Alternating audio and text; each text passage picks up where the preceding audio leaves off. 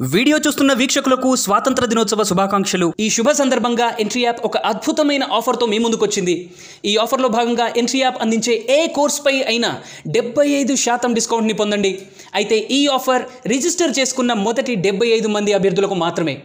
ఇంకెందుకు ఆలస్యం, ఇప్పుడే డిస్క్రిప్షన్లో అండ్ అలాగే కామెంట్ సెక్షన్లో ఇచ్చినటువంటి చిన్న ఫామ్ని నింపి రిజిస్టర్ అవ్వండి. మొదటి 75 మందిలో నిలిచి అద్భుతమైన ఆఫర్ని పొందండి. ఈ ఆఫర్ కేవలం ఈ రోజు మాత్రమే. 75 ఏళ్ల భారతం, ఈ అద్భుతమైన ప్రయాణాన్ని నిర్వచించే 75 అతి ముఖ్యమైన ఘట్టాలను నెమరు వేసుకుందాం రండి. నెంబర్ 1, భారత్ పాకిస్తాన్ విభజన 1947. భారతదేశ చరిత్రలో అత్యంత నిర్వచనీయమైన క్షణాలలో ఒకటి. బ్రిటిష్ ఇండియా, భారతదేశం మరియు పాకిస్తాన్ అనే 2 దేశాలుగా మతపరంగా విభజించబడింది.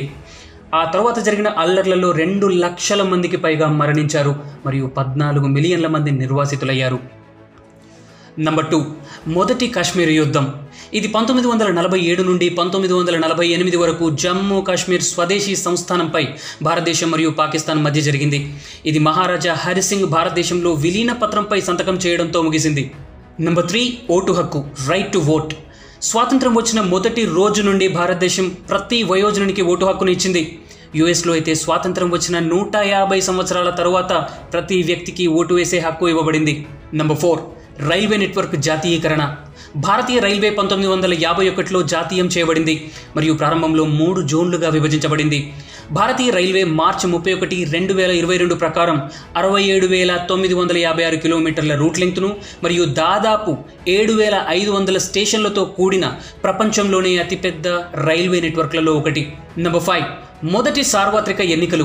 భారతదేశం 1951లో మొదటి సార్వత్రిక ఎన్నికలను నిర్వహించడం ద్వారా భారత ప్రజాస్వామ్యంలో ఒక గొప్ప అడుగు పడింది. కాంగ్రెస్ 489 సీట్లలో 364 స్థానాలను గెలుచుకోవడం ద్వారా భారీ విజయాన్ని నమోదు చేసింది. జవహర్లాల్ నెహ్రూ భారతదేశానికి మొదటి ప్రధానమంత్రి అయ్యారు. నెంబర్ 6, మొదటి ఏషియా క్రీడలు. భారతదేశం 1951వ సంవత్సరంలో న్యూఢిల్లీలో మొట్టమొదటి ఏషియా క్రీడలను నిర్వహించింది. నెంబర్ 7, ఏషియా యొక్క మొదటి న్యూక్లియర్ రియాక్టర్.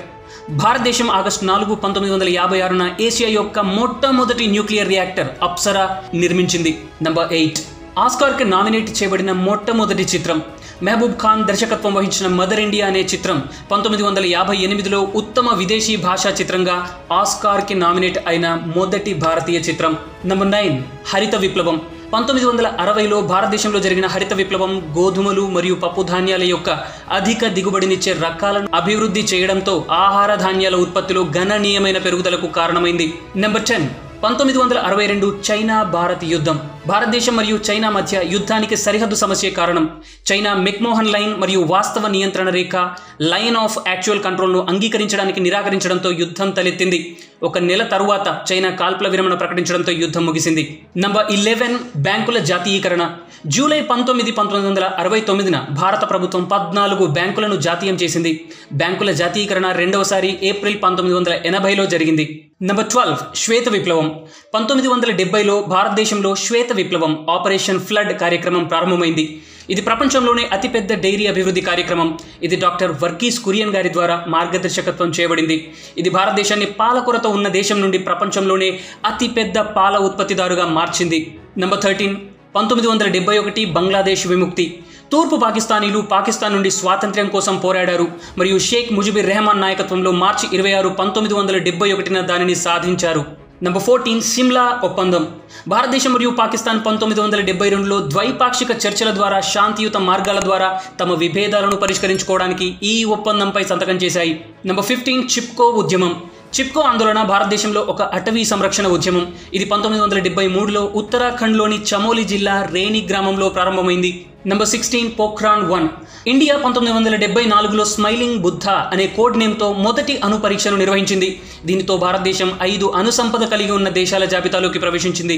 నెంబర్ 17, 1974 జేపీ ఉద్యమం. ఇది బీహార్లో దుష్పరిపాలన మరియు అవినీతికి వ్యతిరేకంగా విద్యార్థులు ప్రారంభించిన ఉద్యమం. దీనికి సోషలిస్ట్ జయప్రకాష్ నారాయణ్ గారు నాయకత్వం వహించారు. నెంబర్ 18, భారతదేశం తయారు చేసిన మొదటి ఉపగ్రహం. భారతదేశం 1975లో మొదటి అంతరిక్ష ఉపగ్రహాన్ని రూపొందించింది. దీనికి ఖగోళ శాస్త్రవేత్త ఆర్యభట్ట పేరు పెట్టారు. Number 19, emergency. అంతర్గత ఉద్రిక్తతల కారణంగా అప్పటి ప్రధాని ఇందిరాగాంధీ 1975 నుండి 1977 వరకు కొనసాగిన ఎమర్జెన్సీని ప్రకటించారు. దీని ఫలితంగా ఎన్నికలను నిలిపివేయడం మరియు పౌర హక్కులను అరికట్టడం వంటివి జరిగాయి. నెంబర్ 20 1976 మాస్ స్టెరిలైజేషన్ అంటే సంతానోత్పత్తి కలగకుండా శస్త్రచికిత్సలు చేయడం. ఈ ప్రచారం సంజయ్ గాంధీ గారిచే ప్రారంభించబడింది మరియు ఒక సంవత్సరంలో 6.2 మిలియన్ల మంది పురుషులు స్టెరిలైజ్ చేయబడ్డారు. దాదాపు 2000 మంది శస్త్రచికిత్సలు సరిగ్గా జరగని కారణంగా మరణించారు. నెంబర్ 21 మొరార్జీ దేశాయ్ మొదటి కాంగ్రెసేతర ప్రధానమంత్రి అయ్యారు. ఎమర్జెన్సీని వ్యతిరేకించిన పార్టీల సమూహం అయిన జనతా పార్టీ 1977 ఎన్నికలలో కాంగ్రెస్ ని ఓడించింది మరియు మొరార్జీ దేశాయ్ స్వతంత్ర భారతదేశానికి మొదటి కాంగ్రెసేతర ప్రధానమంత్రి అయ్యారు. నెంబర్ 22 మండల్ కమిషన్ ఏర్పాటు. భారతదేశంలోని సామాజికంగా మరియు విద్యాపరంగా వెనుకబడిన తరగతులను గుర్తించేందుకు 1979లో మండల్ కమిషన్ను బీపీ మండల్ కింద ఏర్పాటు చేశారు. నెంబర్ 23 భారతదేశం మొదటి క్రికెట్ ప్రపంచ కప్ను గెలుచుకుంది. కపిల్ దేవ్ నేతృత్వంలో భారతదేశం 43 పరుగుల తేడాతో వెస్టిండీస్ని ఓడించి తన మొదటి క్రికెట్ ప్రపంచ కప్ను గెలుచుకుంది. నెంబర్ 24 భారతదేశం 1984లో అంతరిక్షంలోకి మానవుణ్ణి పంపింది. భారతదేశం తన మొదటి వ్యోమగామి రాకేష్ శర్మను 1984లో సోవియట్ యూనియన్తో జాయింట్ మిషన్లో భాగంగా అంతరిక్షంలోకి పంపింది. Number 25 Operation Blue Star. అమృత్సర్లోని గోల్డెన్ టెంపుల్ కాంప్లెక్స్ నుండి మిలిటెంట్ లీడర్ జర్నైల్ సింగ్ భింద్రన్వాలే మరియు అతని అనుచరులను తొలగించే సైనిక చర్యకు ఇదొక code name. Number 26 anti Sikh అల్లర్లు. 1984 సిక్ వ్యతిరేక ఊచకోత అనేది ఇందిరాగాంధీని ఆమె సిక్ అంగరక్షకులు హత్య చేసిన తర్వాత సిక్కులపై జరిగిన వరుస దాడుల శ్రేణి. ఈ మారణ హోమంలో దాదాపు 3000 మంది మరణించారు. నెంబర్ 27 భోపాల్ గ్యాస్ విషాదం. భోపాల్ గ్యాస్ విపత్తు అనేది మధ్యప్రదేశ్లోని భోపాల్లో Union Carbide India Limited pesticide ప్లాంట్లో డిసెంబర్ 3, 1984 రాత్రి విషవాయువులు లీక్ అయిన సంఘటన. ఇది 3000 పైచిలుకు మంది మరణానికి మరియు వేల మంది వైకల్యానికి కారణమైంది. నంబర్ 28 1986 బోఫోర్స్ కుంభకోణం భారతదేశం మరియు స్వీడన్ల మధ్య హోవిట్జర్ గన్స్ కొనుగోలుకి సంబంధించిన ఒక ప్రధాన అవినీతి కేసు మరియు 1989 ఎన్నికలలో రాజీవ్ గాంధీ ప్రభుత్వం పతనానికి ఒక కారణమని నమ్ముతారు. నంబర్ 29 భారతదేశం క్రికెట్ ప్రపంచ కప్ కు ఆతిథ్యం ఇచ్చింది. 1987 క్రికెట్ ప్రపంచ కప్ భారతదేశం మరియు పాకిస్తాన్లలో జరిగింది. ఇంగ్లాండ్ వెలుపల జరిగిన మొదటి టోర్నమెంట్ ఇది. ఆస్ట్రేలియా తొలిసారి ట్రోఫీని కైవసం చేసుకుంది. నంబర్ 30 భాగల్పూర్ అల్లర్లు. 1989 భాగల్పూర్ అల్లర్లు ఆ సమయంలో స్వతంత్ర భారతదేశంలో జరిగిన అత్యంత ఘోరమైన హిందూ ముస్లిం హింసాత్మక సంఘటనలు. ఇది 2 నెలల పాటు కొనసాగింది. 1000 మంది మరణించారు మరియు 50,000 మంది నిరాశ్రయులయ్యారు. నంబర్ 31 1990 మండల్ ఆందోళన. ఈ ఆందోళనలో భాగంగా పుట్టిన స్థలం ప్రాతిపదికన కొన్ని కులాలకు ప్రభుత్వ ఉద్యోగాలు ఇవ్వడాన్ని వ్యతిరేకిస్తూ దేశవ్యాప్తంగా నిరసనలు వెల్లువెత్తాయి. Number 32 1990 Kuwait airlift. Kuwait పై ఇరాక్ దండయాత్ర మరియు ఆక్రమణ తర్వాత ఆగస్టు 13, 1990 నుండి అక్టోబర్ 20, 1990 వరకు కువైట్ నుండి భారతీయుల ఎయిర్ లిఫ్ట్ అనేది జరిగింది. దాదాపు 175,000 మంది ప్రవాస భారతీయులను తరలించేందుకు ఎయిర్ ఇండియా సహాయం చేసింది. నంబర్ 33 1991 ఆర్థిక వ్యవస్థ ప్రపంచీకరణ. భారత ఆర్థిక వ్యవస్థ విదేశీ పెట్టుబడిదారుల స్వేచ్ఛ వాణిజ్యం అంటే ఫ్రీ ట్రేడ్కి తలుపులు తెరిచింది. నంబర్ 34 రాజీవ్ గాంధీ హత్య. అప్పటి ప్రధాని రాజీవ్ గాంధీని 1991 మే 21న శ్రీ పెరంబుదూర్లో ప్రచారంలో ఉండగా లిబరేషన్ టైగర్స్ ఆఫ్ తమిళ్ హత్య చేశారు. నంబర్ 35 బాబ్రీ మసీద్ కూల్చివేత. డిసెంబర్ 6, 1992న అయోధ్యలోని వివాదాస్పద బాబ్రీ మసీదును హిందూ జాతీయవాద గ్రూపులు కూల్చివేయడంతో భారతదేశంలో అంతటా అల్లర్లకు దారితీసింది. అల్లర్లలో 2,000 మందికి పైగా మరణించారు. Number 36 1992 security scam. భారతదేశ స్టాక్ మార్కెట్ చరిత్రలో అతిపెద్ద స్కామ్లలో ఒకటి మరియు హర్షద్ మెహతా అనే స్టాక్ బ్రోకర్ ద్వారా జరిగింది. నంబర్ 37 ముంబై పేలుళ్లు. 1993 బాంబే పేలుళ్లు గ్యాంగ్స్టర్ దావూద్ ఇబ్రహీం సమన్వయంతో జరిగిన వరుస బాంబు పేలుళ్లు. ఇది 250 మందికి పైగా మరణాలకు దారితీసింది. నంబర్ 38 మొదటి బీజేపీ ప్రభుత్వం ఏర్పడింది. 1998లో ప్రధానమంత్రి అటల్ బిహారీ వాజ్పేయి నేతృత్వంలో బీజేపీ తన మొదటి ప్రభుత్వాన్ని ఏర్పాటు చేసింది. అయితే అది కేవలం 1 సంవత్సరం మాత్రమే కొనసాగింది. ఆ తర్వాత జరిగిన తాజా ఎన్నికల తర్వాత బీజేపీ తిరిగి అధికారంలోకి వచ్చింది. ఆ ఘనత సాధించిన మొదటి కాంగ్రెసేతర ప్రభుత్వంగా బీజేపీ అవతరించింది. నంబర్ 39 పోఖ్రాన్ 2. భారతదేశం మే 1998లో రాజస్థాన్లోని పోఖ్రాన్లో ఆపరేషన్ శక్తి అనే కోడ్ నేమ్తో 5 అణుబాంబు పరీక్షలను నిర్వహించింది. దీనితో భారతదేశం అణుసంపద కలిగి ఉన్న రాజ్యంగా అవతరించింది. Number 40 Delhi Lahore bus service. February 19, 1999న ప్రారంభ రన్లో భాగంగా లాహోర్లో ఒక శిఖరాగ్ర సమావేశానికి హాజరు కానున్న అప్పటి ప్రధాని అటల్ బిహారీ వాజ్పేయిని ఈ బస్సు తీసుకెళ్లింది. నంబర్ 41 1999 కార్గిల్ యుద్ధం. నియంత్రణ రేఖ లోపల పాకిస్తాన్ బలగాలు చొరబడిన తర్వాత భారత్ ఆపరేషన్ విజయ్ను ప్రారంభించింది. టైగర్ హిల్ను భారత్ విజయవంతంగా తిరిగి స్వాధీనం చేసుకోవడంతో జూలైలో యుద్ధం ముగిసింది. Number 42 IC-814 hijack. Indian airlines విమానం IC-814 డిసెంబర్ 24, 1999న ఖాట్మండ్ నుండి ఢిల్లీకి తిరిగి వస్తుండగా 180 మంది ప్రయాణికులు మరియు సిబ్బందితో 5 పాకిస్తానీ హైజాకర్లు స్వాధీనం చేసుకున్నారు. భారత్ ఆధీనంలో ఉన్న 3 ఉగ్రవాదులను మార్చుకొని ప్రయాణికులను విడుదల చేశారు. నంబర్ 43 లాహోర్ ప్రకటన. ఉద్రిక్తతలను అణిచివేసేందుకు అణ్వాయుధాల అనధికారిక వినియోగాన్ని నివారించడానికి భారతదేశం మరియు పాకిస్తాన్ ఫిబ్రవరి 1999లో లాహోర్ డిక్లరేషన్ పై సంతకం చేశాయి. నంబర్ 44 కొత్త రాష్ట్రాల ఏర్పాటు. ఛత్తీస్గఢ్, ఉత్తరాఖండ్ మరియు జార్ఖండ్ కొత్త రాష్ట్రాలుగా వరుసగా 2000 సంవత్సరం నవంబర్ 1, 9 మరియు 15 తేదీల్లో ఏర్పడ్డాయి. ఇది భారతీయ రాష్ట్రాల గణనను 25 నుండి 28కి మార్చింది. Number 45 Golden Quadrilateral project. 2001లో వాజ్పేయి ప్రభుత్వం గోల్డెన్ క్వాడ్రిలేటరల్ ప్రాజెక్ట్ ని ప్రారంభించింది. ఇది 4 ప్రధాన నగరాలైన ఢిల్లీ, ముంబై, చెన్నై అండ్ కోల్కతాను కలిపే భారతదేశంలోనే అతిపెద్ద హైవే ప్రాజెక్ట్. నంబర్ 46 2002 గుజరాత్ అల్లర్లు. ఫిబ్రవరి 27, 2002న గోద్రాలో రైలు దహనం భారతదేశ చరిత్రలో అత్యంత ఘోరమైన మతపరమైన అల్లర్లలో ఒకటిగా మారింది. 1044 మంది మరణించారు, 222 మంది తప్పిపోయారు మరియు 2500 మంది గాయపడ్డారు. నంబర్ 47 సమాచార హక్కు చట్టం. RTI చట్టాన్ని 2005లో పార్లమెంటు ఆమోదించింది.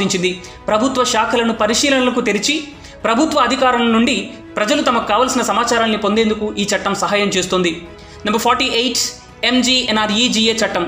ప్రపంచంలోనే అతిపెద్ద పని హామీ కార్యక్రమమైన Mahatma Gandhi National Rural Development Act 2005లో గ్రామీణ కుటుంబాలకు సంవత్సరానికి 100 రోజుల వేతన ఉపాధి హామీని అందించే ప్రాథమిక లక్ష్యంతో రూపొందించబడింది. నంబర్ 49 నాతులా పునఃప్రారంభం. సిక్కిం మరియు టిబెట్లను కలిపే హిమాలయాలలోని ఈ పర్వత మార్గం చైనా మరియు భారతదేశం మధ్య ఉన్న 3 బహిరంగ వాణిజ్య సరిహద్దు పోస్టులు అంటే ఓపెన్ ట్రేడింగ్ బార్డర్ పోస్టులలో ఒకటి.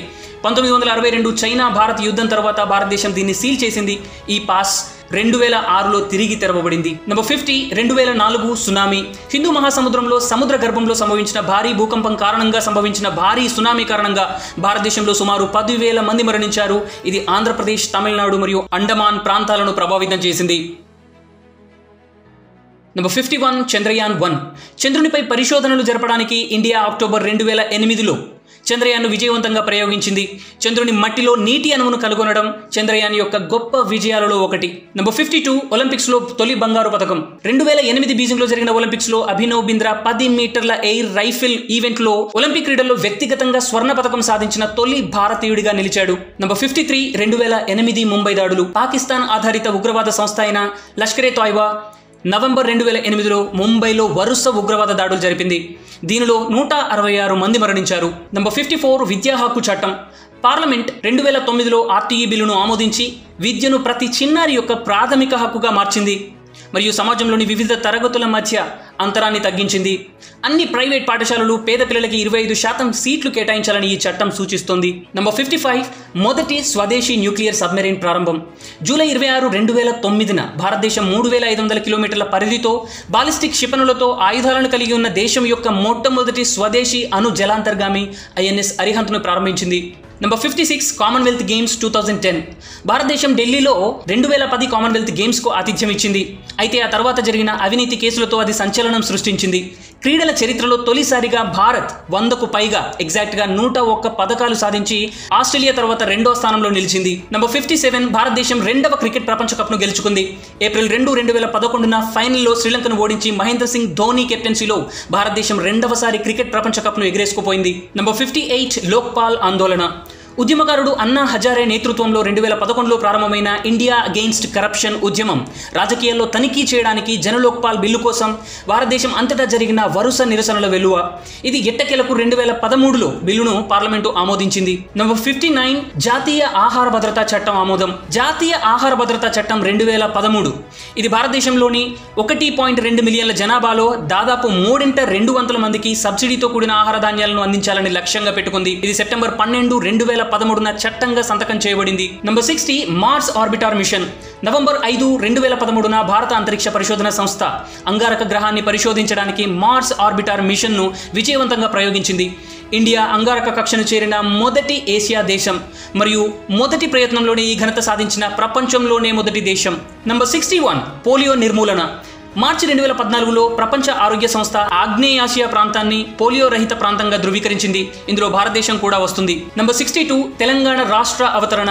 జూన్ 2, 2014న తెలంగాణ రాష్ట్రం ఆంధ్రప్రదేశ్లోని వాయువ్య భాగం నుండి విడిపోయి కొత్తగా ఏర్పడిన 29వ రాష్ట్రంగా హైదరాబాద్ శాశ్వత రాజధానిగా ఏర్పడింది. నంబర్ 63 భారతదేశం స్వంత GPS వ్యవస్థను ప్రారంభించింది.